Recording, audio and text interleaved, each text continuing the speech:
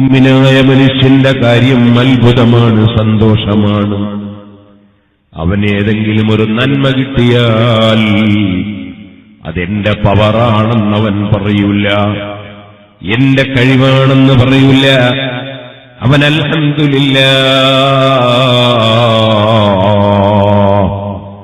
സർവസ്തുതിയും അല്ലാഹുവിനാണെന്ന് പറയും. അല്ലാഹു തന്നതല്ലാതെ എന്റെ വകയിലൊന്നുമില്ല. ഒരു 2 മിനിറ്റ് നിങ്ങളോട് പ്രസംഗിക്കാൻ എനിക്ക് കഴിവില്ല. എന്റെ മനസ്സിൽ ഇട്ടുതരുന്നവൻ എന്റെ രാജാവാണ്. സംസാരത്തിന് ശേഷി തരുന്നവൻ അല്ലാഹുവാണ്. നിങ്ങൾ ആരെയും എന്റെ മുന്നിൽ കൊണ്ടുവന്നിരുത്താൻ എനിക്ക് കഴിയില്ല.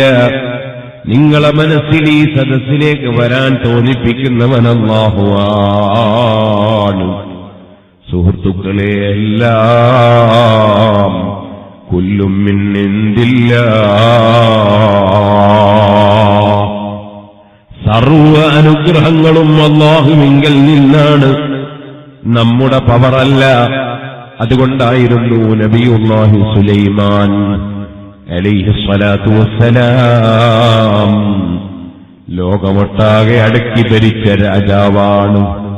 ജിന്നുകളടക്കം സുലൈമാൻ നബിയുടെ ഭരണത്തിൻ കീഴിൽ വഴിപ്പെട്ട് ജീവിക്കുകയാണ്. ജിന്നുകൾ കടലിലിറങ്ങി മുങ്ങിയിട്ട് മുത്തുകൾ വാരിക്കൊണ്ട് കൊടുക്കുകയാണ്. ജിന്നുകൾ ബിൽഡിംഗിന്റെ നിർമ്മാണ പ്രവർത്തനം നടത്തിക്കൊടുക്കുകയാണ്.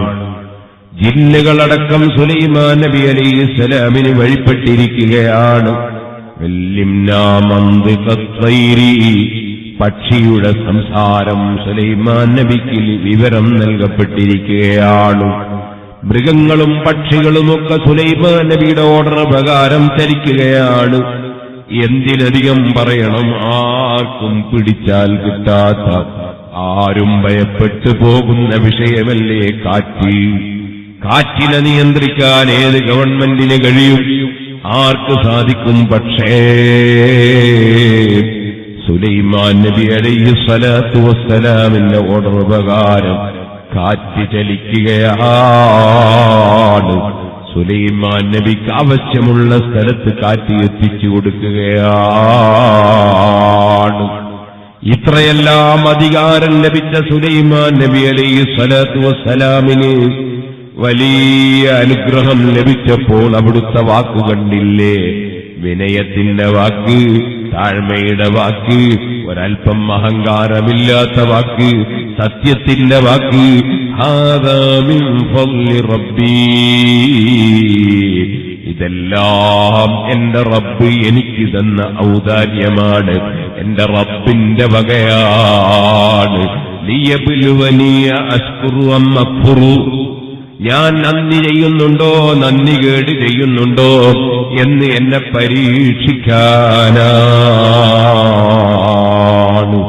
ഒരാൾക്കും ഒരനുഗ്രഹത്തിന്റെ പേരിലും അഹങ്കരിച്ചുകൂടാ.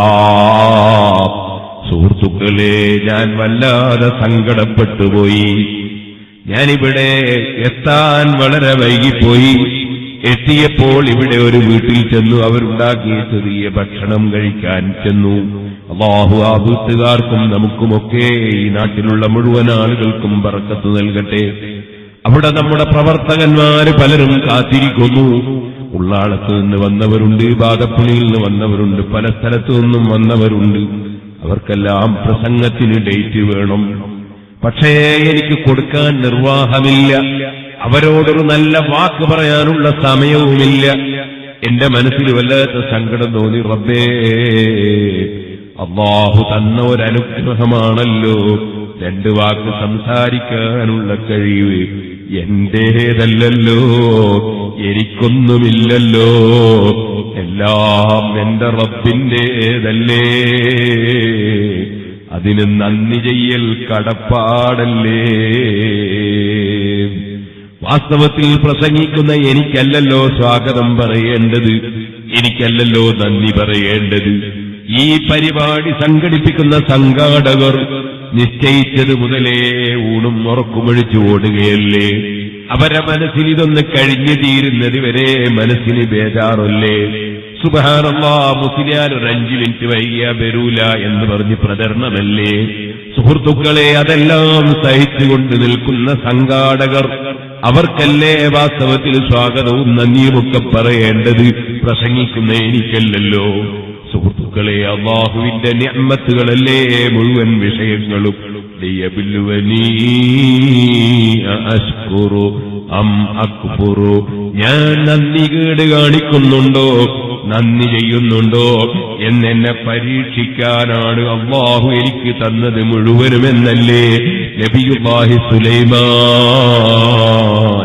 അലൈഹി സ്വലാത്തു വസ്സലാമിന്റെ വചനം.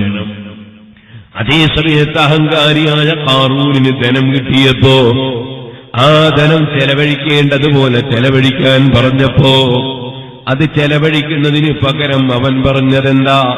അവനെ ഉപദേശിച്ചവരോട് അവൻ കസർത്തിയതെന്താ? സുബ്ഹാനല്ലാഹ്, ഇന്നമാ ഉതീതുഹു അലാ ഇൽമിൻ ഇൻദി, എനിക്ക് വിവരമുള്ളത് കൊണ്ട് കിട്ടിയതാണ്, എന്റെ വിവരമാണ്, എന്റെ അറിവാണെന്ന് അഹങ്കാരം പറഞ്ഞില്ലേ ഖാറൂൻ? ആ ഖാറൂനിനെ ഫഖസഫ്നാ ബിഹി വബിദാരിഹിൽ അർദ്, അവനെയും അവന്റെ വീടടക്കം ഭൂമിയിലേക്ക് പിടിച്ചങ്ങ് താഴ്ത്തിയില്ലേ അല്ലാഹ്? അഹങ്കാരിയെ നശിപ്പിച്ചില്ലേ? വിനയത്തോടെ താഴ്മയോടെ അല്ലാഹുവിലേക്ക് ഖൽബ് തിരിക്കണം, അല്ലാഹുവിനെ സ്നേഹിക്കണം, അല്ലാഹുവിനെ അനുസരിക്കണം, അല്ലാഹു കൽപ്പിച്ചതെടുക്കണം. അതാണ് മുസ്ലിമായ എന്റെയും നിങ്ങളെയും കടപ്പാട്. എന്റെ ചെറുപ്പക്കാരെ, ഉമ്മമാരെ, കാരണവന്മാരെ, കൃത്യമായി 5 വഖത്ത് നിസ്കരിക്കണം. യജമാനനായ റബ്ബല്ലേ നമുക്ക് എഴുന്നേറ്റ് നിൽക്കാൻ, ഒന്ന് കുനിയാൻ, സുജൂദ് ചെയ്യാൻ, ഫാത്തിഹ ഓതാൻ, തക്ബീർ ചൊല്ലാൻ, ഖിബലക്ക് തിരിഞ്ഞു നിൽക്കാൻ, അതേ എല്ലാത്തിനും കഴിവ് തന്ന രാജാവ് 24 മണിക്കൂറിനുള്ളിൽ ഒരു 24 മിനിറ്റ് ആ റബ്ബിന്റെ മുമ്പിലൊന്ന് സമർപ്പിക്കാൻ കൽപ്പിച്ചുവെങ്കിൽ ഒരു നേരവും ഖളാകാതെ കൃത്യമായി 5 വഖത്ത് നിസ്കരിക്കണം. റബ്ബിനോടുള്ള സംഭാഷണമാണത്, നന്ദി പ്രകടനമാണത്. പോരാ, ആ റബ്ബിൽ നിന്ന് എന്ത്, എവിടെ, എത്ര, എപ്പോൾ, ആർക്ക്, എങ്ങനെ കിട്ടുന്നുണ്ടോ അത് മുഴുവനും കിട്ടാൻ കാരണക്കാരനായ ഒരു നേതാവുണ്ട്. മുഹമ്മദുൻ സയ്യിദുൽ കൗനൈനി വസഖലൈനി വൽ ഫാരിഖൈനി മിൻ ഉർബിൻ വമിൻ അജമീ مولاي صل وسلم دائما أبدا على حبيبك خير الخلق كلهم. ആ നബിയെ മറന്നുകൊണ്ട് ഒരു പ്രവർത്തനവും നടത്തിക്കൂടാ. ആ നബിതങ്ങൾ മദീനയിൽ കിടക്കുന്നുണ്ടെങ്കിലും ഏത് കർണാടകയിലും കേരളത്തിലും ലോകത്തിന്റെ ഏത് മുക്കുമൂലകളിലുമുള്ള സർവ്വ അനുയായികളുടെയും പ്രവർത്തനങ്ങൾ വീക്ഷിക്കുന്നുണ്ട്. അവര് സലാം പറയുമ്പോൾ മടക്കുന്നുണ്ട്. മാമിൻ അഹദിൻ യുസല്ലിമു അലയ്യ ഇല്ലാ വറദ്ദല്ലാഹു റൂഹി ഫറദ്ദ അലൈഹി സലാം. ആ നബിതങ്ങളെ വിളിച്ചൊന്ന് സലാം പറയണം. അസ്സലാമു അലൈക അയ്യുഹൻ നബിയു. അത് 5 നേരം കൃത്യമായി നിർവഹിക്കണം. ഒരിക്കലും ആ സലാം പറയാതെ സുബഹികളാക്കി കിടന്നുറങ്ങല്ലേ.